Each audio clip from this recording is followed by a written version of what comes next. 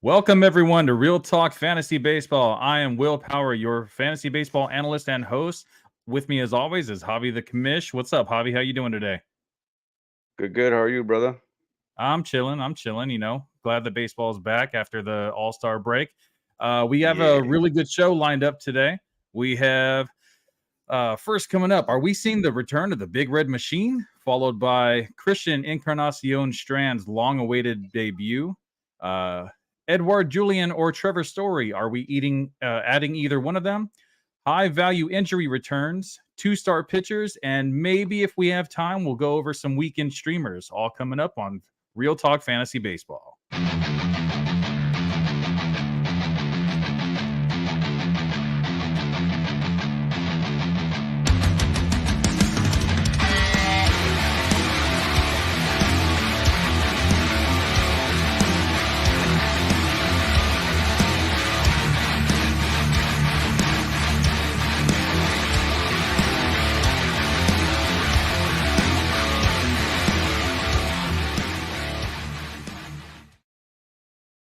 All right. I don't know where Javi went, but he should be returning in a second now. There he goes. I'm here. I'm here. What's up? What's up? Y'all miss me. Yeah, I'm digging that background, dog. I wish my house looked like that. Bro, my house looks like this all the time, dude. All right, getting right into it. We actually have some comments already. Jose Velasquez, that's Javi's brother, says, "Where the hell's my RTB?" Sorry, guys, we were about a minute late getting onto the show today, but we are here. So drop your fantasy baseball questions or anything else you want to do in the comments, and we'll try to get back to you as soon as we see that. Before we get started today, we ask you to please like this video and subscribe if you haven't already. And big news, we are on Spotify now. So far, we have uploaded just one recording. You can actually watch the video on Spotify, or you can just listen to the audio. Please follow if you have not already. And let's go ahead and get in the show. Oh, we have another comment from It's Matt Dude. Yo, what's up, bro? Glad you could join in. Go ahead, drop some questions in the comments, and we will try to get to it as soon as we can. First, we are going over the news and notes. Yankees are in last place in the AL East and are the favorites in the AL to miss the playoffs. They are 14-21 since Aaron Judge's injury, 50-46 overall. 50-46 overall it's not the worst. You know, they're above 500, but in a crazy division like the AL East, it is actually a very bad record to have. You know, every single team in the AL East is doing better than the Yankees, but after the All-Star break, like that's almost unheard of. That hasn't happened in like decades. Dude, that division it's pretty much you can't really see who's gonna take that division, to be honest with you. Every team is above 500. And I honestly didn't think Boston would be in the mix the way they are. Baltimore, I didn't, but man, it's fun, dude. Like it's not fun to see. I guess I can say it's fun to see the Yankees down there at the bottom of their division, but man, it's pretty cool like to have this kind of race this early in the season. That's gonna make it for an exciting final month of the season and stuff. Going into the playoffs. So the thing with the Yankees, it's crazy, man. How one player can be that significant for a whole squad. Um, and if your name ain't Garrett Cole in that team, then man, like it just sucks, dude. It sucks. You expect big things from the Yankees, and I don't know, man. I don't know what's going on there. Their hitters, are not hitting the ball. Their pitchers, if aside from Garrett Cole, aren't doing much. Dude, they got two guys that are hitting over 250, and one of them is Aaron Judge. Like, what does that tell you? That sucks. So, Yeah, it really does. The AL East is definitely the toughest division in baseball right now. I mean, obviously, with the Yankees' record, and being last place in that division, usually last place in the division means that you're under 500. In the win-loss column. And that doesn't seem to be the case in the AL East. But, there's a lot of baseball left. We're only about halfway through the season. There's the trade deadline coming up in a few weeks, so they still have time. And Yeah, they do. there's been talks about really pushing hard for Shohei Ohtani. There's been talks about Dylan Cease and Lucas Giolito. So they're definitely Mm, out there looking for pitching. And we'll see what happens, man, because I yeah, really think that the Yankees need to see something from the team that they have already. Why waste trading prospects when you know you're not going to make it all the way anyway? Unless it's for someone that you have control of over a few years, but don't go after right. Otani. I really feel like the Yankees need a lot more than just Otani to No, to make it to the World Series, yeah, and that's just to make it to the World Series, not even just to win the World yeah. Series. So I think that they should actually be out on him, but I wouldn't mind seeing Lucas Giolito in pinstripes. That I feel like that he would actually excel. That'd be yeah. Well, he's Yeah, he's already wearing some kind of pinstripe. yeah. Sometimes That's pretty cool. Yeah, yeah. have you seen the White Sox um the City Connect jerseys, the South Side? Yeah, Those are South fire. Side. Yeah, I those are really dope. like. Yeah, they A couple are. more comments. Let's see. Jose Velasquez says these fools are late. Sorry, man. We are here. We are live. Sorry about that. That's what happens when you have a live show, dude. Yeah. Stuff. Tony's on. What's up, Tony? These fools all late had me rolling. Sorry, man. You know, it It's happens. life, homie. That's life. All right. Next up, Astros are targeting Dylan Cease. If this happens, what do you think this means for Dylan Cease's fantasy value? Dude, that'd be sick. Um, the Astros are pretty good at developing their pitching. Um, and Cease is he's having an off year, but he's got 129 strikeouts, man. Like the guy can pitch. If you put him on a contender, bro, like that'd be pretty cool, man. That would be pretty cool.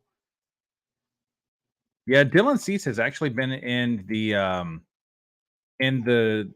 the trade talks for a while now. There's been talks about Dylan Yeah. Cease and Tim Anderson kind of being like a package deal, maybe possibly going over to the Dodgers. That was kind of like the big talk about a month ago, but that's kind of subsided Mm. since then. I don't know what the Dodgers stance is on, going after Dylan Cease and Tim Anderson.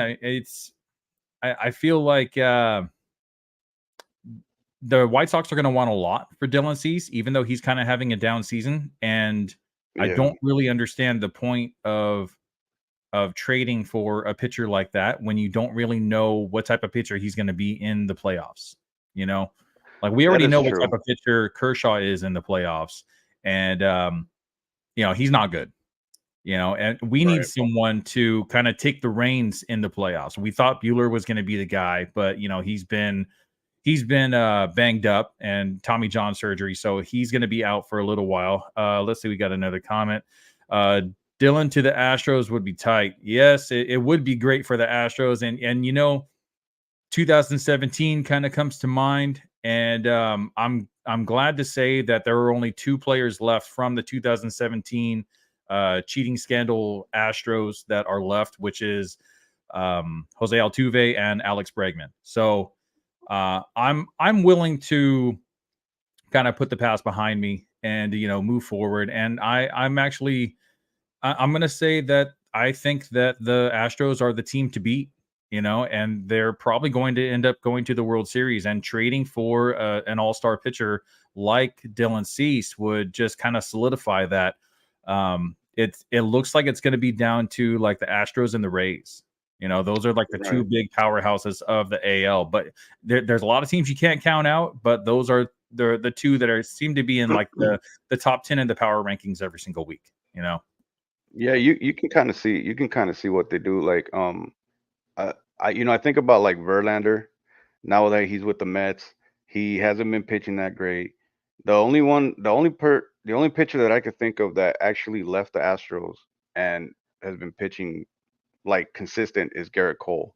Yeah. I Other mean, than Charlie that, Morton also, yeah, but Charlie Morton is a little on the older side, and we've Right. seen like from Scherzer and from Verlander that Father Time has kind of caught up to them a little bit. Verlander Hmm. more than Scherzer, and it seems like to be the case with Charlie Morton as well. They're all in their late 30s. I think Yeah. Verlander just turned 40, maybe. Dude, So yeah. I think about like Keuchel. Remember Keuchel? He was Mhm. the shit with the Astros, and then when he wasn't with the Astros, he was shit. Yeah, So I'm thinking he was like a Cy if Young with the Astros. yeah, yeah. So now I'm thinking if the Astros can get to C's, I mean maybe they can open up his potential. You know what I mean? Like It seems like like that they're that'd gonna be need to do really cool to see. something because Yeah, Framber Valdez. Who knows what happens with who's gonna happen? What's gonna happen with Framber Valdez? Like, is he gonna come back healthy? When is he gonna come back? No one yeah, really knows. So no timetable, I believe, for Framber Valdez. Hopefully he comes back soon. For the yeah, Astros and for fantasy managers alike. yeah. Um, all right, moving on. We have Nick Pivetta. Nick Pivetta. What the hell is going on with Nick Pivetta? We saw That's Nick fucking Pivetta with the weird. Phillies, and he was super inconsistent. Very, Yeah, very inconsistent. He would have like this amazing start. Points league, he would get you like 30 something points, and then the next week he would just be like a -5. It yeah, was so up and down. But yeah. lately, now that he's on the Red Sox, he is used as um like Like a bulk. a bulk reliever Yeah. following an opener. So, um, it- his fantasy value. I don't know. Have you checked on Nick Pivetta? What are you thinking about Nick Pivetta? Um, the way I see it, I kind of like what they did with him because I think he started the season in the rotation, and he was very inconsistent, and they ended up putting him as a bulk relief pitcher, right? And he's excelled, and now they're thinking of bringing him back into the starting rotation. So you know we talk about all these struggling pitchers. You know, I think this is a good idea.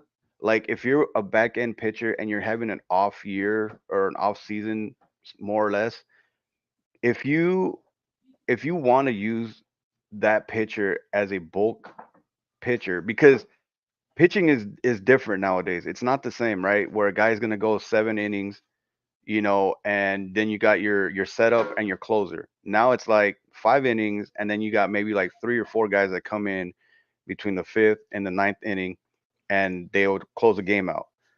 Um, dude, if you can get like a struggling pitcher, like a number 3 or number 4, that's having a hard time adjusting maybe to the pitch clock, work on mechanics.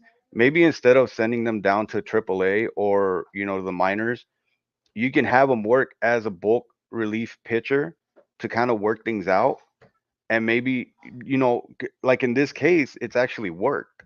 So you, like fantasy wise, it's kind of weird. In a I would say like in a categories league, you wouldn't really get somebody like Pavetta, but like in a points league, the way he's been pitching, you know, innings, strikeouts, stuff like that, it works. The good thing about Pavetta, okay, so the one downside to Pavetta is you're not going to get a quality start because he doesn't start the Right. game. He comes in the Yep. second or the third inning. But you're right about the strikeouts.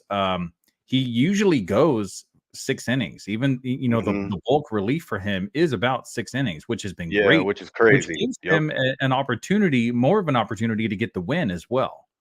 Yeah. So eh, he doesn't have to pitch that first inning to go against like the 1, 2, and 3 guy or possibly even the number 4 guy. So he Right. starts, with past kind of like the middle of the order. So that way you're getting kind of like the weaker batters. You don't have to face the best of the best or the best of the lineup.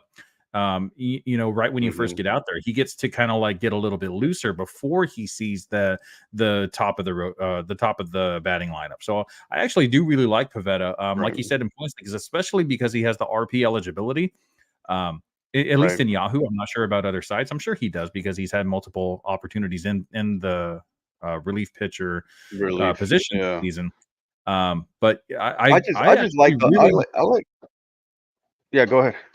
I actually really agree with you about other teams, trying to maybe make this work with other struggling pitchers that that have been kind of like shitty this season. Lance Lynn Yeah. or Sandy Alcantara, Alec Hmm. Manoa. There's so many different pitchers. Like maybe you need to try to shake things up and take a page out of the Yes. Red Sox book, and Yeah, man. maybe it would help them out a It little bit. looks like it's working, dude. I mean, I don't know why more teams aren't thinking about that, because I see it from the players' standpoint.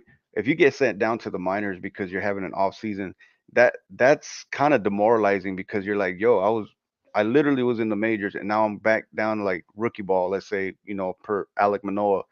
Yeah, Um, it maybe it fucks with their psyche, and they won't be the same pitcher that they were. yeah, But if you keep them in the team and use them in a role where it's going to help the team out, let's say they're in a playoff race, this could actually work, man. I hope more teams kind of go in this direction. yeah. I feel like the whole like psyche part of everything. It's definitely more um prevalent like in rookies or guys that have only been in the league for a couple seasons. Um, with guys that have been around for a long time, like Lance Lynn, I don't really think, sending him down to AAA would do anything like mentally for him. He just knows that he has to get right, and that's the reason why they sent him down. But, Yeah. if you're still on that rookie contract, if you have less than, 5 years MLB experience and they're sending you down, that's kind of like, damn, what if I actually stay here for the rest of my career and I never get right, and there's a lot of things that could happen. But with the older guys that have already gotten that big contract, they're probably just like, I've already gotten paid, so Yeah. it sucks that I'm down in the minors, but I'm gonna right the ship, and then Yeah. I'm gonna prove that I'm still good enough. Right. Right. The experience factor definitely comes into play. Yeah. Let's see. We Definitely. got some more comments. Tony says, "What do we do with Alec Manoa? Do you want to take this since you actually had Alec Manoa? And what did you do with him?" I traded him, and now Tony's stuck with him. I don't know. I know he had one good game as soon as he came back Yeah, his from rookie first ball. start it was really good. Yeah, I I think he believe had he like, he still had a lot of walks in that outing though. yeah. I don't remember. Other than that, I haven't really been keeping my eye on him. So I don't know. I don't know if you want to look up his stats. So I remember the last outing he had. I think he had negative points in our league in his Damn. last start. So honestly, in my head, I think that Alec Manoa will eventually be just fine. But as for now, you can't start him. No. Whether it's a points league or a categories league, like you have the opportunity to possibly get some points from Alec Manoa, but we saw his first return, against the Royals, which is one of the weakest teams in baseball, weakest lineups in baseball. And that could have been a big factor about why Alec Manoa did so good. But his start after that was not against the Royals, and he ends up getting lit up. So Yeah. honestly, if I had Alec Manoa, I would have dropped him a couple months ago, and I didn't try to pick him up again. I have a really high waiver, and I could have used it on Alec Manoa when everyone dropped him, but I chose not to because I just don't believe that in 2023 he's going to be a high value fantasy option. Yeah, I think it's a little late for the turnaround. I think For, now he just needs to focus on working on his mechanics and whatever it Mhm. is that's mentally maybe messing with him, get it right. You're gonna have your ups and downs. You already got sent down to rookie ball, dude. I mean, the only direction you can go now is up, you Yeah, know, well, or get DFA'd. or exactly. Let Yeah, somebody else take a chance on him. it's really weird because Toronto in the past has been known for developing their pitchers pretty good, Yeah, and you just can't figure out how to help Alec Manoa, unfortunately. Um, but that's how it goes. He's one of these younger pitchers that Tony's in the comments right now. He said the yips, and that's possibly what it could be. Maybe he had like one bad start, and then it kind of just like brought all these emotions Trickled. inside of him, and Yeah. he gets the yips every time he's out there, and Yeah. against the weaker lineup, he was able to, keep his composure, and he pitched well. But then, when you face other teams that are not the Tigers or not the Royals, then life gets a little bit harder for you, and you have to work a little bit harder. Right. He says Alek Manoah needs to hit the gym. Jose Velasquez says Mm, Alek Manoah needs to hit the that gym. Maybe that maybe that's true, man. He's a dude, big maybe dude. remember when we talked about this? That was a big point of emphasis. This dude is big as fuck. And dude, honestly, I think if you can drop, I don't know, 20, 25 pounds, I think he's gonna make a big difference. Yeah, You know, definitely. I mean, We have Eliazar Rodriguez. Hopefully, I'm saying that right. Saying, where's Carlos Adame? So Carlos is actually not on Friday's show anymore. Sometimes he'll come on as a guest, but his show is on Mondays. So we cover the fantasy baseball on Fridays, and he covers MLB news and other MLB topics that's going on with his co-host Ernie Orange. So hopefully you can join in on both shows. And please, for everyone that is listening right now, if you could just like this video and subscribe if you haven't already, we would appreciate that. All right, so that was Alek Manoah, and we are going to move on. Aaron Boone said that Aaron Judge could be back for the Subway Series starting July 25th, as he was seen running the bases on Wednesday at Yankee Stadium. So July 25th is next week. So damn. a lot of people didn't even think that he was going to come back this season. Now they're already talking about him coming back next week. So good sign for Aaron Judge, but I think they're getting I'll believe it desperate. when I see it. I think they're getting desperate. Like Yeah. I think they're telling themselves we need our big guy back in order to right the ship, and I just don't think that's the way to go.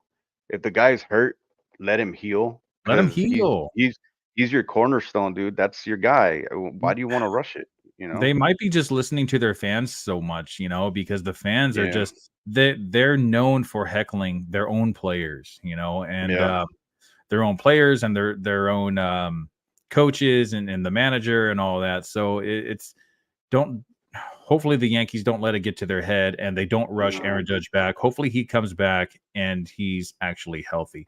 But turf toe yes, is no joke, man. Turf toe is basically a torn ligament in your big toe. yeah, And that's not something easy to come back from. Jazz Chisholm was out for about 3 months with the same thing. We've hmm seen multiple injuries of the same kind where they come back and they're a little slow to get started.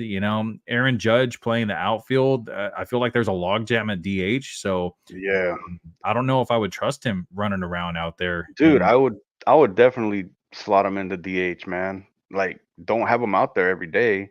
He's a Yeah, big guy, man. You hurt your toe and you're that big. It's not if even if he does get healthy, it's still there, you yeah. know? So, Yeah, he's I not don't going know, to be man. able to run as well as he was before this injury. Yeah. But hopefully he does come back healthy. All right. So that we have the first trade that might actually have some merit. We were talking about the AL East earlier, and the Oakland A's trade Shintaro Fujinami to the O's, who has been a pretty decent reliever since he was called up this year. ERA under 3, decent strikeouts. So that's a mid relief option for the O's. I don't think that he really has too much fantasy value unless your league counts holds as a category, or you get some points. But the O's Yeah. definitely need some bullpen help because they have a decent closer. They have some good Yeah. back end help, but the middle relievers are definitely not too great for the Orioles. Yeah. All right, Mariners outfielder Jared Kelenic is an idiot, and he lands on the IL after he kicked a water cooler in the dugout after striking out. I don't know if you heard Oh about my this, dude, god, these but guys. Bro, bro, he I struck did. out, which batters do. A lot of batters strike out more than 100 times Yep. per season, and then he gets mad and he kicks a cooler and breaks his toe. Like, what the hell are you doing, man? You know, it's not just about you; it's about your No, go team. ahead. You know, Yeah, baseball man. is the one I sport where seen I you seen need your team to be healthy. You know, it's yeah, I one seen guy just is not going to. who was the dude that beat the shit out of the one of a fan? Not a fan, but a fan. Did you hear Oh, about I that? did see that. I did see that. No, I Was it don't a remember. Yankee? I I'm think it thinking was it a was a Yankee. Yankee. I think it was a Yankee, Yeah, and it was like a dude, really hot day too, and they bro, needed that fan in that dugout, man. he went to town on that thing.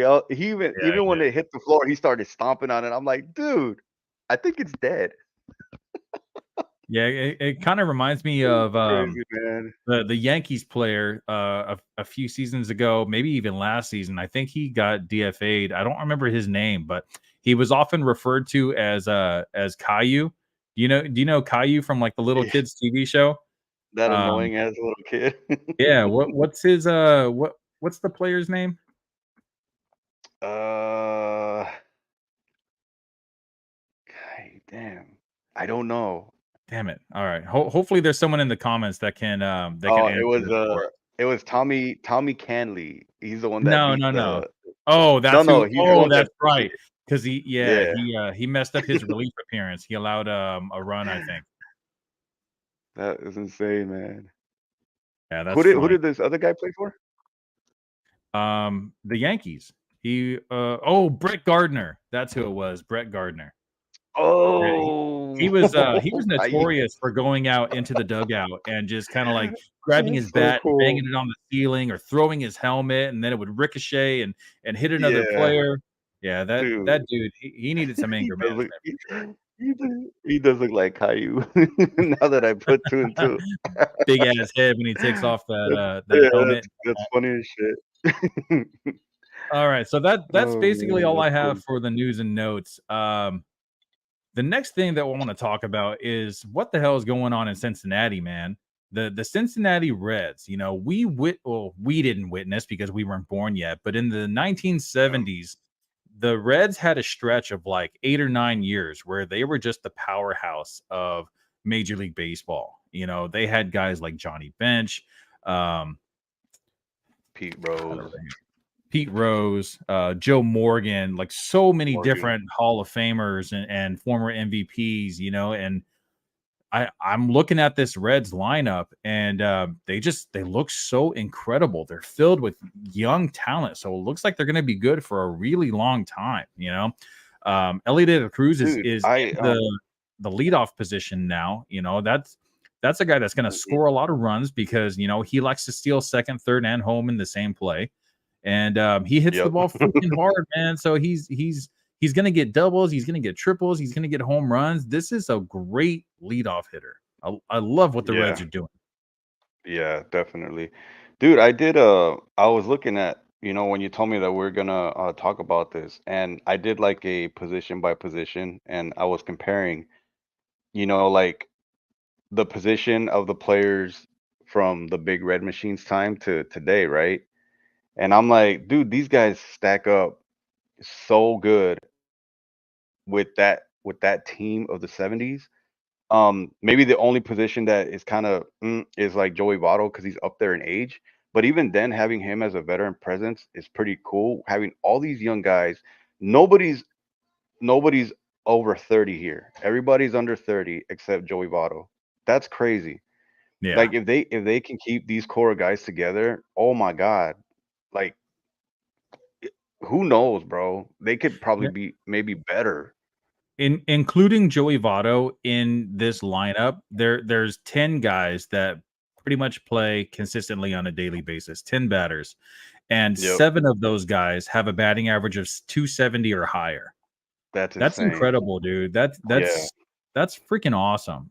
So I yeah, actually do have some stats here. So batting average is 13th overall. That's kind of like middle of the Major League Baseball right now, but that's fine because that's not including a lot of these rookies that got the late call up. yeah, So by yeah. the end of the season, I feel like that those numbers are going to go up.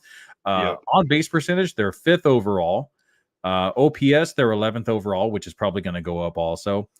Stolen bases, they actually have the most stolen bases out of all Major League Baseball teams this season with 114. And that's not including yesterday's games because I did all this researching on Wednesday. Walks, they are 3rd overall, only behind the Dodgers and the Padres. Triples, That'll they're climb by the end of the season, definitely. yeah, for sure. Triples, they're 2nd overall.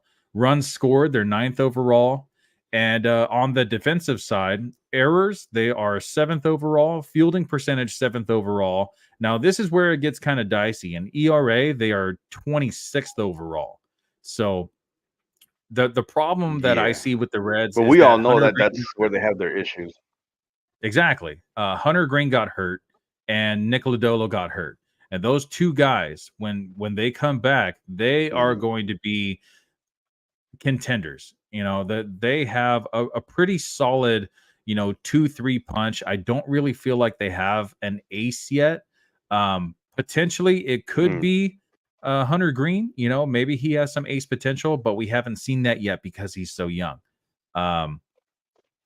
But, just looking at their starting rotation now, Graham Ashcraft, Andrew Abbott, Luke Weaver, Ben Lively, Brandon Williamson, and Levi Stout, with Hunter Green and Nick Lodolo on the IL. Andrew Abbott has been freaking amazing this season. Ben Lively has the 2nd lowest ERA with the 3.72. So that's the problem. Everyone else has a higher ERA than 3.72. I believe you just picked up Ben Lively, right? I did. He's actually little pitching right now. Desperation move on Javi's part for this week. I mean, I gotta try it, man. Yeah. Hey, you know what? Sometimes you got to do what you got to do, and sometimes it works out for you, and sometimes it doesn't. For anyone out there that picked up Domingo Germán when everyone was talking about don't pick this guy up, leave him out on free agency because no one wants him, and then he goes out there and throws a perfect game. Yeah. I think in our league he got like 60 something points in that start. Yeah, 63, I think. Holy shit. Freaking insane, dude. Freaking insane. Yeah. All right. Man. Well, yeah, that's so that is the current Cincinnati Reds. The Reds of the 70s, it was Johnny Bench, Tony Perez, Joe Morgan, Pete Rose, Dave Concepcion, George Foster, Cesar Geronimo, and Ken Griffey Sr. Now, out of that whole lineup that I just mentioned, there is 1, 2, 3, 4, 5 Hall of Famers. Ken Griffey Sr. is in the Reds Hall of Fame, and there are 1, 2, 3, 4 former MVPs. Johnny Bench was a 2-time MVP. Joe Morgan was a 2-time MVP. Pete Rose should be in the Hall of Fame, but he was an MVP. Unfortunately, we're not going to see Pete Rose in the Hall of Fame. Maybe after he passes away, after Rob Manfred, his vagina stops hurting. And George Foster was an MVP. So I think that potentially the Reds lineup, it could be, just as good as the 70s Big Red Machine that we saw. Bro, look, I was looking at this shit, right? And okay, I'm looking at third base. You got Spencer Steer with Encarnacion Strand, who plays third and he DHs. Tyler Stevenson, catcher, right? Which he's been all right, but they're really high on this guy. Jonathan India and Matt McClain, second base. Jake Fraley, right field. De La Cruz at short. Friedel at center, and then I don't really know much about Benson in left field, but bro, what the hell? You can literally interchange it. Will Benson's batting 289. He's one of those 7 that has a decent batting average. So he's definitely helping the team win. Dude, I just think like if you match guys position by position, it's identical as to how good both lineups are and the potential that this new lineup from the Reds can be. They just need pitching, bro. They just need pitching. I think that's their Achilles right there. Yeah, for sure. Speaking of the Reds, we had a Major League debut this past week, Christian Encarnacion Strand. And I got this graphic right here for those listening on Spotify. Sorry if you cannot see this, but you can always look on YouTube and see the graphic that I made. In his major league debut, he actually went 0 for 3, but then the next day he had his first major league hit, which was a 420 something foot home run, I believe. So far in 2023, he's batting 331 with a Yeah. 1032 Oh man, OPS dude, and 20 home runs. Now that was in AAA before he did you got see called the? up. Did, did you see that home run? No, I didn't get a chance to watch it. Bro, look at the highlight. He cracked the shit out of that ball, bro. It just sounded so nice coming off the bat. Oh my, I was like, damn, I can't believe it wasn't farther than that, you know? And I'm actually really upset with myself not talking about this guy more often, earlier in the season, because I have him in my keeper league, in one of my keeper leagues. And I should have been Mhm. hyping him up the same way that I was hyping up Edward Julian and Taj Bradley. So sorry about that, guys. I will try to do a better job about that. So I gave you the 2023 numbers already for AAA. Last season in Right. 2022, he ended the season with a 304 batting average, a 955 OPS with 32 home runs. So this guy has some big pop playing in Great American Ballpark. I feel like the sky's the limit for this guy. We could potentially see 40 homer seasons from Christian Encarnacion Strand, and I believe on the back of his jersey it just says Encarnacion. It doesn't say Strand. But if you're looking for him on any of the fantasy baseball websites, you're definitely going to have to put in Strand. I don't even think you have to write Encarnacion. You can just type in Strand. A couple comments. Let's Yeah. see. Bro, Benson's OBP as good as Otani's. Yeah, but Benson, and it's weird because he's batting so low on the order. He's batting like number 7 when you got Jonathan India that's batting Yeah. like 250, that's batting 5th. I think those Yeah. two should be flipped, and then maybe they'll even score a few more runs. Tony Yeah. says CES. Yeah, you beat me to it, dude. In our league, I was holding on to um Ellie De La Cruz and a couple other prospects, and unfortunately, Tony beat me to it to getting Christian Encarnacion Strand. So, good job for Tony. Um, let's see. Jose Velasquez says Tony ran out of sucks. space. Yeah, Tony sucks.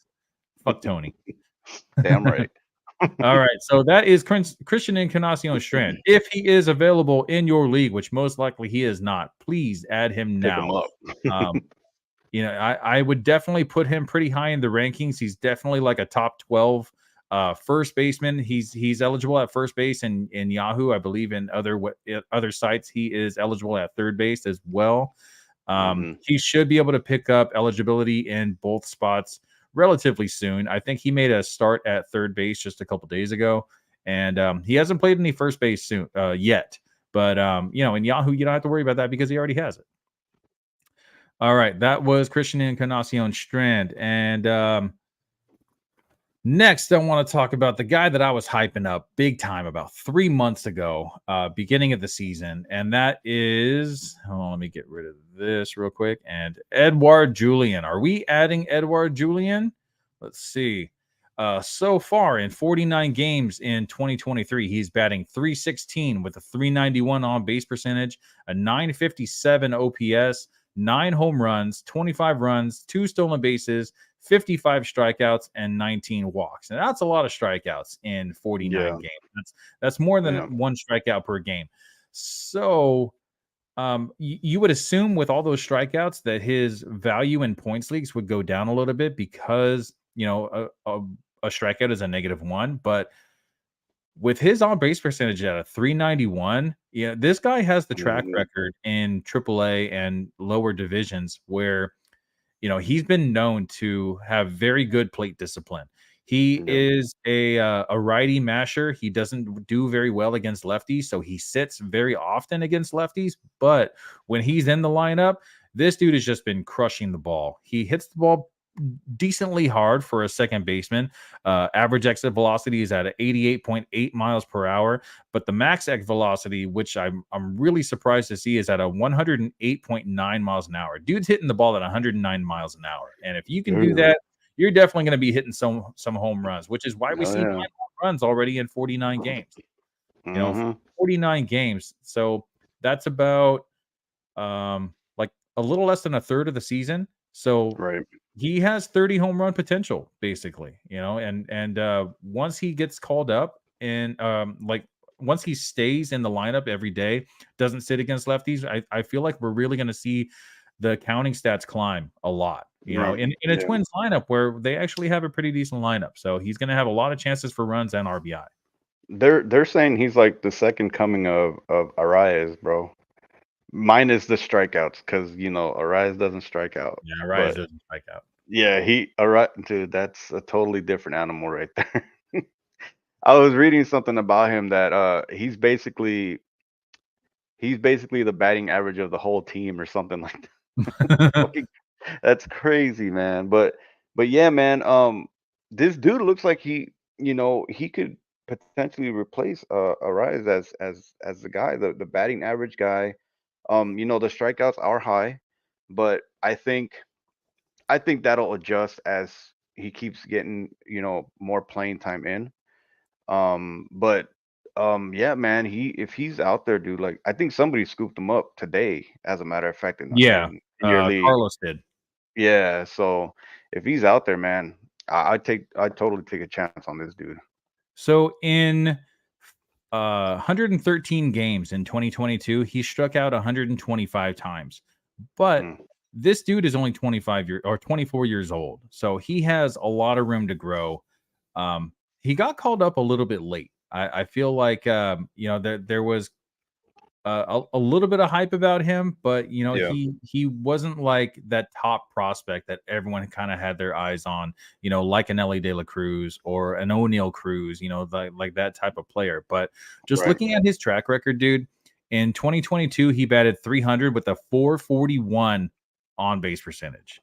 That's crazy. 141 points higher than his batting average. This dude walks a lot. He had 98 walks in 2022. It hasn't Holy shown shit. so far in the majors, but that's going to change. I really feel like that's going to change because if you can do that in AAA, then you should be able to do that in the major leagues as Yeah, well. he's probably trying to force it, trying to show out, but in time, young guys like this, some you know have greater plate discipline when they're brought up, and some just kind of want to hit the ball. And with that track record that you just said right now, I mean, I'm sure he'll right the ship. Yeah, I agree. So are we adding Edward Julian? I say definitely. Hell Ding, yes. ding, ding, ding, ding. Points leagues, categories leagues, go out and get Edouard Julian. First name is spelled Edouard. Spells it a little bit differently, just in case you're looking for him. Last name is Julien. I made the mistake of looking for AN, so I just wanted to, clarify there. All right, so next I want to talk about Trevor Story making his first rehab start today. So in 2022, Trevor Story only played 94 games. He had a 238 batting average, a 303 on base percentage, 737 OPS with 16 home runs. 16 home runs in 94 games is great. Yeah. That's basically like almost a 30 home run pace. 53 runs scored with 13 stolen bases, 122 strikeouts, and 32 walks. So I talked a lot about Edouard Julian. How about you take Trevor Story? Um, um, what can I say about Story, man? I I I liked him better when he was with the Rockies, I guess. As He's we all been do. injured. Yeah, he's been injured quite often. I mean, he's only 30, so I mean, the way the Red Sox are playing, you just add him to the mix, and it just makes the team that much better if he comes back to form.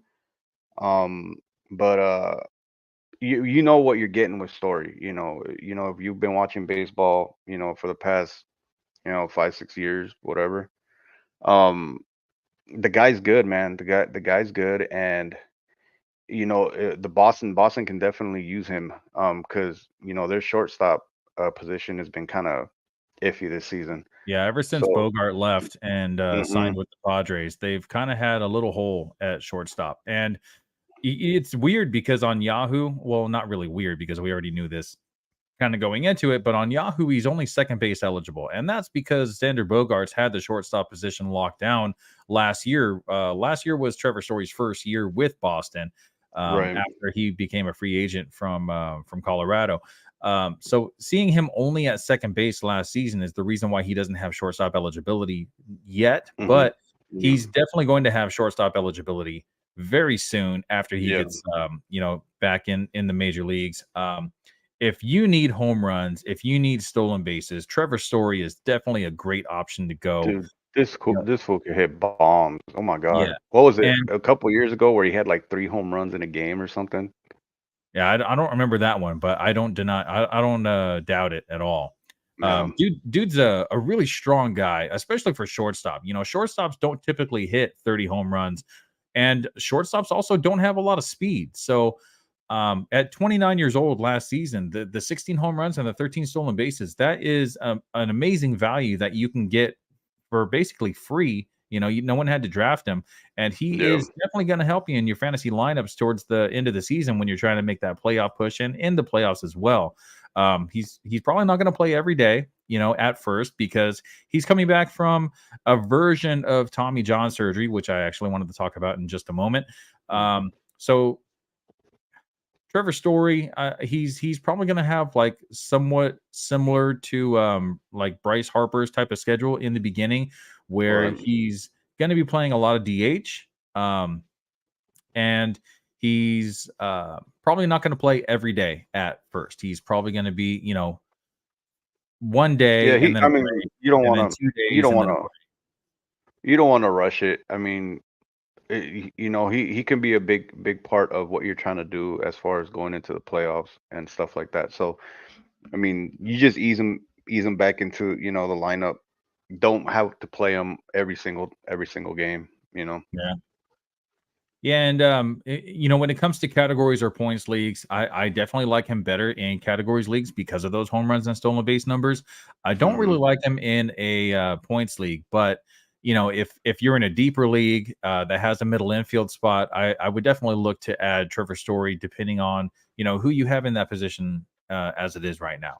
Yeah, I agree. So moving on to I said I kind of wanted to talk about Tommy John a little bit, so I actually came up with this right here. So there is a new method of Tommy John surgery, so Tommy John surgery is when they completely replace the ligament in your elbow, in the pitching elbow or throwing elbow, whichever the batter or pitcher. Um, so they completely take out the ligament and they replace it with a ligament that they can either get from the player's wrist or the hamstring. And that's the repair that they do. They put a brand new ligament in there, and over time, your body will just kind of accept it as that is hmm the ligament that is there now. There's a new type of surgery, the UCL repair, which doctors go in there and they reattach or they repair the ligament that is currently inside the elbow, and they add like a little uh like mesh. Sorry, thought I had put it on here. It's like a little piece that they just kind of add to the ligament to make it a lot stronger. So that way Mm, there's less recovery time. The recovery time for Tommy John surgery is close to about a year, whereas the yeah. UCL repair with the mesh getting added is closer to about 8 to 9 months. So Huh. it is relatively new. The surgery was actually first performed in 2017, and there's been 111 athletes that have gotten this surgery, and 91% of these patients have had a successful surgery.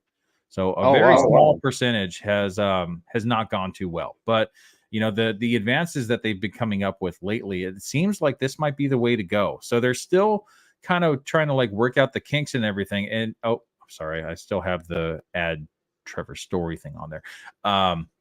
So they're still trying to work out the kinks, and they're trying to figure out if every player would actually be would benefit from this repair versus the typical Tommy John surgery, or if it's better for batters, or if it's better for pitchers. There's a lot more research that has to be done because Tommy John surgery has been around for decades, whereas this UCL repair surgery it's a little more new. It's only about 6 years old. So there have been a little more than 1,000 surgeries so far, and only 111 on professional athletes. And with that turnaround, that 91% turnaround, that seems like it's heading in the right direction. So they've done it to anybody recently? Well, in 2017, who got it done? Do you know? So as of now, the only player that I know of that has gotten this type of repair is Trevor Story. Oh, okay. So I guess we'll see now, right? Yeah, exactly. Yeah. Every other player that we've seen, Bryce Harper, Shohei Ohtani, and most recently, Jacob deGrom, have all had Tommy John surgery. The typical where they just replaced the whole ligament. And Bryce Harper and Ohtani look amazing. Bryce Harper came back 3 months ahead of schedule. Maybe he just had like a miracle doctor. I don't know, but it's crazy.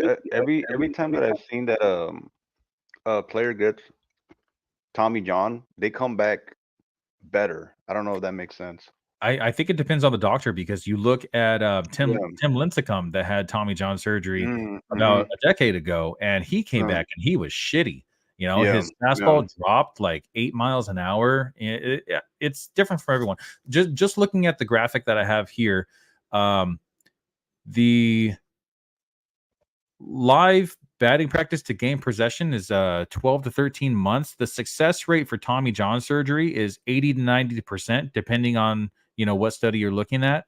Average return time to pitching is 11 to 14 months, but the UCL has a 92% success rate. The Tommy John says 80 to 90, and the UCL is 92. So, dude, I think if they look at what Story does for the remainder of the season, players are gonna look at it like, okay, I want to do that instead. Shorter recovery time. It says right here at the bottom, average return to pitching is 6 to 7 months. Wow. Less than a year. That's incredible. That's crazy. Yeah. It's because they're not replacing, they're just they're repairing. Repairing it. Less downtime. So that's cool, man. Shit. Yeah. Hopefully this is going to be the new normal, and we won't see any more Tommy John surgeries. We're just going to see the UCL repairs. Yeah. Tommy John surgery is kind of like an older way of doing it anyway. It's been around since Tommy John. Yeah. I tripped out when I found out there was actually somebody named Tommy John. Yeah, right. Yeah. Not the surgeon. It was actually no.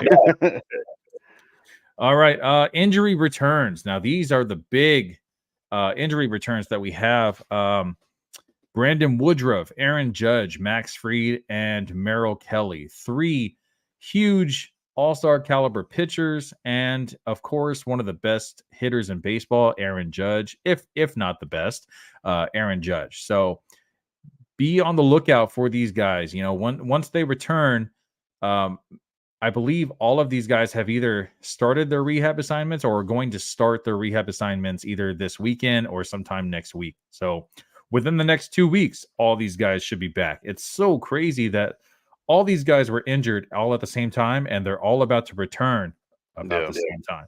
So I'm loving it, dude, because I have Brandon Woodruff, I have Max Fried, and I have Merrill Kelly.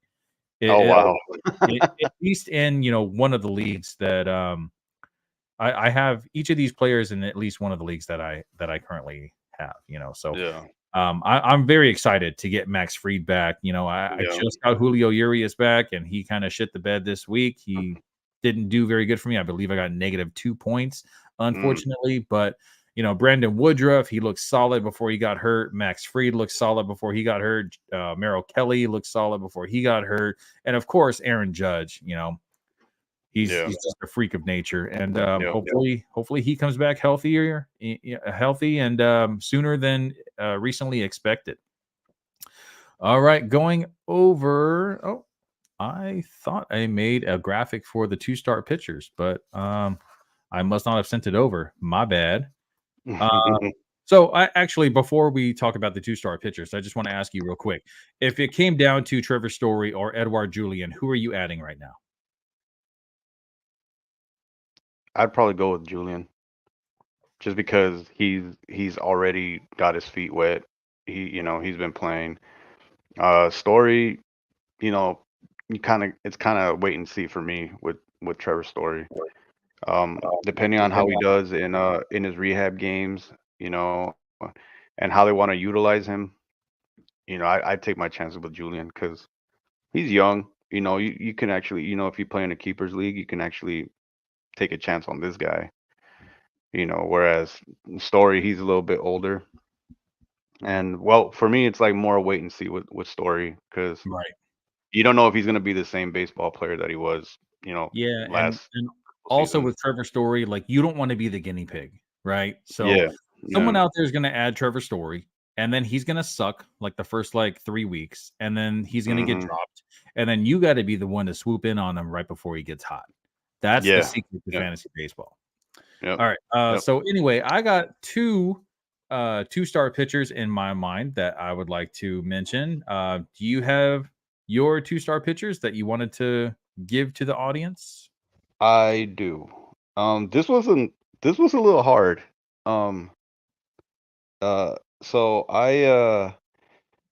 this is more, I guess, matchup based. Um, not because of consistency, I guess. The first guy I was looking at was Logan Allen from the Guardians. He's got KC at home, and then he's at the White Sox.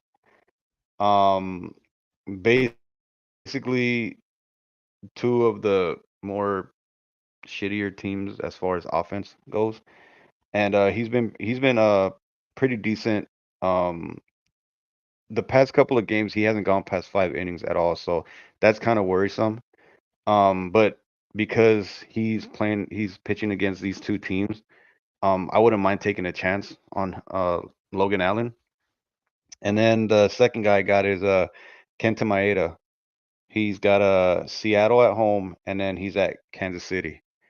Seattle also one of those teams that they're at the bottom of the barrel right now. And then we talk a lot about the Royals and how their offense isn't that great. Um, he has had three outstanding outings against. Recently he pitched against Detroit.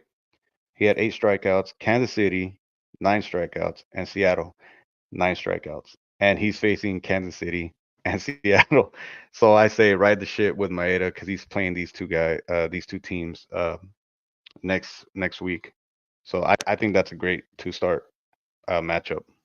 So you actually took my first 2-star pitcher that I was going to recommend with Kenta Maeda. Kenta Mm, Maeda, he has more than a strikeout per inning, which is a little bit different from his normal way that he pitches. He's never kind of been known as a strikeout pitcher, but I do like what I'm seeing. I do like the mhm. matchup, so I completely agree with you. And what was the other 2-star pitcher that you said? Logan Allen Logan Allen. from That's the right. Guardians. Yeah. Yeah, Logan Allen has kind of had his ups and downs. He got sent back down to AAA, and they're giving him another shot. And Yeah. hopefully he takes this shot and rights the ship, and he'll go out there and throw a no hitter, something like that. Who knows? Who knows? My second 2-star pitcher, who I was actually targeting, and I believe it was the Dark Knight in our league that actually just added him a couple days ago, looking for, I believe he started yesterday, is Michael Lorenzen. So Mike Mm, Lorenzen has not allowed an earned run in his last 3 starts, including yesterday's start. Um, he's faced weaker lineups in the A's, the Mariners, and the Tigers. Against the A's, he allowed 3 hits. Against the Mariners, 2 hits, and against the Tigers, only 3 hits. So I like the last 3 outings that he's had. He yeah. does get somewhat of a tougher matchup with the Angels, with Shohei Ohtani being in that lineup. versus the Angels and at Miami. So at Miami is not too bad, except for Luis Arias and possibly Jorge Soler if the long ball kind of like gives him some trouble. But I think because he has that momentum going into next week, I think that Lorenzen actually might be somewhat of a decent fantasy option for the two starts. So yeah, we both agree on Kenta Maeda. He was an all-star pitcher. Yeah. But yeah, I mean, I like that pick. I actually had Lorenzen about a month ago, and then I dropped him for some reason, and somebody scooped him up. Damn it. Yeah, I feel like Michael Lorenzen is better as a streamer anyway, going against like weaker lineups. And Mike Trout's not in the Angels lineup right now because he's banged up. And I believe that the Angels, like, all they really have is Shohei Ohtani. They don't really have anyone else on the team that kind of just like stands out, Yeah. And then in Miami, they don't have did Jazz Chisholm get hurt again? I believe Jazz Chisholm got hurt. Yeah, right? He did. And I would know because I have him. There you go. And then they also they have Luis Arias and Jorge Soler. So other than that, they don't really have the best lineup in the world either. So there you have it. Those are our 4 2-star pitcher. Actually 3 because we agreed on one. 3 2-star pitcher options for next week. I wanted to go over some weekend streamers, but unfortunately we are at that 1 hour mark, so we don't really have a lot of time. But if you would like to ask us any questions about weekend streamers, you can reach us on Instagram, TikTok, Facebook. You can throw it in the comments here on YouTube, Spotify. It's new to us, so I don't know if they actually have a comment section or not, but I do check those pretty often and I get my notifications. So if you do have any questions, just go ahead and find us on there. You can search Real Talk Baseball. If you hit that little notification bell. That way you guys can, get like notified when Carlos gets on and Ernie Orange on Mondays, and then when we do our show on Fridays. And we Carlos is always putting up like little clips and stuff, highlights. So that's always pretty cool. So yeah, it's always a fun show to watch. And he does a lot of like old school baseball stuff too, where he'll like ask the audience a question, or he'll ask Ernie Orange a question, kind of like a trivia type of thing. And cool. In the future, I brought it up to Javi that I was thinking about possibly having like a fantasy baseball Jeopardy kind of addition to the show. So cool. we'll do a little game show of our own once in a while. So real quick, I'm going to put this back up. It is the graphic of the thumbnail for the episode today. If you are watching on YouTube or Spotify or Facebook, you can use your camera to hover over that QR code, and it'll take you to our link tree, which you can find all of our social media sites on there: TikTok, Facebook, YouTube, Instagram, Spotify, all that.